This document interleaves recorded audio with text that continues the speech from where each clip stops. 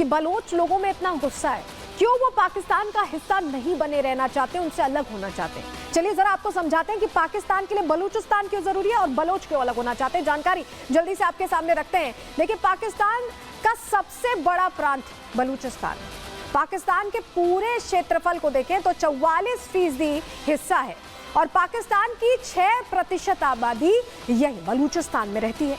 कुदरती संसाधनों से बताया जाता है कि इलाका भरपूर है और संसाधनों पर कब्जा करने की कोशिश पाकिस्तान की रहती है। उन संसाधनों का इस्तेमाल तो जरूर होता है, लेकिन बलोच लोगों तक उसका फायदा नहीं पहुंचता। 1100 किलोमीटर सीमा समुद्र से लगती है बलूचिस्तान की और समुद्री सीमा व्यापार के लिहाज से काफी अहम मानी जाती है, बहुत इंपॉर्टेंट होती है। और बलोच के लोग चीन के दखल का विरोध करते हैं। जिस तरह से पाकिस्तान अलग अलग मौकों पर चीन का समर्थन करता है, उनसे पैसे लेता है, कटोरा लेकर खड़ा रहता है, इसका बलोच विरोध करते हैं। बलोचों का आरोप है कि सरकार उनके साथ भेदभाव करती है, यानी उनके संसाधनों का इस्तेमाल करती है, उनसे फायदा लेती है, लेकिन उन्हें कोई सुविधा नहीं दी जाती सरकार की तरफ से। इसी बीच एक और बड़ी खबर आ रही है, आपके सामने जानकारी रख रहे हैं। देखिए, ट्रेन हाईजैक पर पाकिस्तानी आर्मी का भी नया दावा सामने आ गया है। उनका कहना है 190 यात्रियों को बचाया गया है, 30 बलोच विद्रोहियों को मार गिराया गया है। पाकिस्तानी आर्मी ये बात कह रही है। सभी यात्रियों के रेस्क्यू तक ऑपरेशन जारी रहेगा।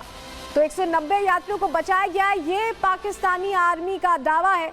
उम्मीद करें कि ये दावा सच हो, क्योंकि बहुत सारे लोग हैं जो उस ट्रेन के अंदर सवार हैं। आप सोचिए, ट्रेन से लोग आवाजाही करते हैं, अचानक हाईजैक हो जाए तो कोई क्या करेगा। ऐसे में बहुत सारे लोग फंसे हुए हैं, उन्हें छुड़ाने का दावा अब पाकिस्तानी आर्मी कर रही है। हालांकि इन दावों में कितनी सच्चाई है नहीं कहा जा सकता, क्योंकि बीएलए ने पहले ही बता दिया था कि उन्होंने महिलाओं बच्चों को छोड़ दिया है। पाकिस्तानी आर्मी ने कहा कि हमने छुड़ाया है। तो अब क्योंकि इमेज बिल्डअप की भी एक बात है, तो ऐसे में पाकिस्तान अभी हैरान परेशान है, उसे समझ नहीं आ रहा क्या करे। ग्लोबली अपनी इमेज खराब होते देख रहा है और ऐसे में बड़ी बड़ी बातें उनकी तरफ से की जा रही हैं। 30 बलोच विद्रोहियों को मार गिराने की बात कही जा रही है। वहीं बीएलए वीडियो जारी कर रहा है कि कैसे पाकिस्तानी आर्मी के लोग, स्पेशल फोर्सेस के लोग उनके पास, ये तस्वीर आप देख रहे हैं, ये वीडियो जारी किया गया है बलोच जो लिबरेशन फ्रंट के एक जो लड़ाके हैं उनकी तरफ से।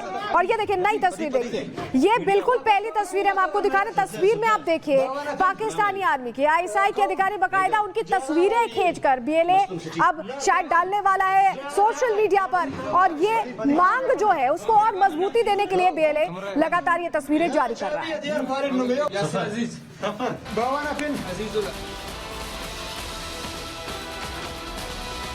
और चलिए आगे बढ़ रहे हैं, अगली खबर का रुख करें। पाकिस्तान वाली खबर पर हमारी नजर रहेगी, कब रिहा होते ये देखेंगे। लेकिन बात अब होली की करने वाले हैं। 2 दिन बाद होली है, लेकिन होली को लेकर हलचल मची हुई है। होली को लेकर अलग अलग बयान दिए जा रहे हैं और भड़काने की कोशिश लगातार जारी है। तमाम वो राजनेता जिन्हें ये त्योहार पसंद नहीं आ रहा है, क्योंकि इस बार जो होली है वो रमजान के महीने में ही पड़ी है और जुमे की नमाज भी है उस दिन। और ऐसे में ये दो किरदार आप देख रहे हैं, इन्होंने अपना भड़काऊ प्लान शुरू कर दिया। उत्तर प्रदेश से लेकर बिहार तक कैसे भ्रमजाल फैलाने की कोशिश हो रही है, भड़काने की कोशिश हो रही है, सौहार्द का जो त्योहार है वो खराब करने की कोशिश हो रही है। अब आपको बताने जा रहे हैं। चलिए सबसे पहले खबर क्या है आपको बताते हैं, क्योंकि जिस तरह से संभल में जब सीओ साहब ने पीस कमेटी की बैठक ली, ये कहा कि 50-50 फॉर्मूला तैयार किया गया है और होली भी मने, नमाज भी अदा की जाए, लेकिन सौहार्द के साथ, तो वो जो बात है वो बिहार तक पहुंच गई। बिहार तक बयानबाजी होने लगी। हुआ क्या है समझिए, संभल के बाद दरभंगा में भी होली पर विवाद खड़ा हो गया है। दरभंगा की मेयर का विवादित बयान आया है। अंजुम आरा ने नए विवाद को जन्म दे दिया। उन्होंने कहा है कि जुमा का समय नहीं बढ़ेगा, 2 घंटे तक होली रोको, ये बयान उनका है। 12 बजे से 2 बजे तक होली रोकने की मांग वो कर रही हैं। मेयर के बयान की आलोचना हो रही है, चर्चा भी हो रही है कि आखिर ऐसा क्या हो गया जो इस तरह से संभल को लेकर वो यहाँ पर बयान दे रही है। अपने आप में प्रश्न बना हुआ है। वहीं आपको बताएं कि बयान जब आया उसके बाद पलटवार भी शुरू हुआ, विवाद भी बढ़ता गया, क्योंकि बयान हैरान करने वाला था। बात संभल की थी, बिहार तक आने की बात ही नहीं थी, वहां तक कैसे पहुंची, इसको लेकर भी प्रश्न पूछे गए। कैसे बवाल बढ़ा है ये समझिए। दरअसल अंजुम आरा का बयान जब आया उसके बाद चर्चा इसकी हर तरफ होने लगी। बीजेपी और जेडीयू के नेताओं ने इसकी निंदा की और हरभूषण बचौल जो विधायक हैं बीजेपी के, उन्होंने इस पर तीखी प्रतिक्रिया दी। उन्होंने धर्मनिरपेक्षता के नाम पर इस्लामीकरण को नामंजूर बताया और मेयर बिहार जो है वो आग लगाना चाहती हैं बिहार में, ये उनकी तरफ से कहा गया। सामाजिक सौहार्द को बिगाड़ने वाला बयान जेडीयू की तरफ से इसे बताया गया है। इस बयान के बाद से लगातार हलचल तेज है कि आखिर क्या ऐसी जरूरत पड़ी अंजुम आरा को कि उन्होंने भड़काने की कोशिश बिहार में शुरू कर दी, जबकि बात बिहार की तो हो ही नहीं रही थी। कैसे वार पलटवार हुआ है, सुनिए। बीच में थोड़ा होली को रोका जाए, मतलब बीच में 2 घंटा का ब्रेक होना चाहिए, क्योंकि देखिए जुम्मा का टाइम तो जो है आगे जा नहीं सकता है। इसीलिए जैसे हम लोग भी जो है रमज़ान में अगर मुहर्रम पड़ गया है तो हम लोग ने टाइम टेबल थोड़ा चेंज किया है। बस सभी लोग से आग्रह यही रहेगा कि 12:30 से 2 बजे के बीच थोड़ा सा होली का कार्यक्रम जो है मस्जिद और जहाँ पे नमाज पढ़ने जाते हैं लोग उससे थोड़ा दूरी बना के अपना, ये आपने अपना सुझाव रखा है। जी। वहाँ के कलेक्टर ने भी इसका खंडन किया है इस बात का, और दरभंगा का मेयर आग लगाना चाहती है समाज में। और मैं पूछना चाहता हूँ उन लोगों से जो मेरे वक्तव्य पर तरह तरह की बातें कर रहे थे, आज उनकी जुबान क्यों बंद है? धर्मनिरपेक्षता के नाम पर इस्लामीकरण और जिहादीकरण इस बिहार राज्य में नहीं चले। वो आग लगाना चाहती है और होली धूमधाम से मनेगा। कोई माई का लाल बिहार में होली को रोक नहीं सकता।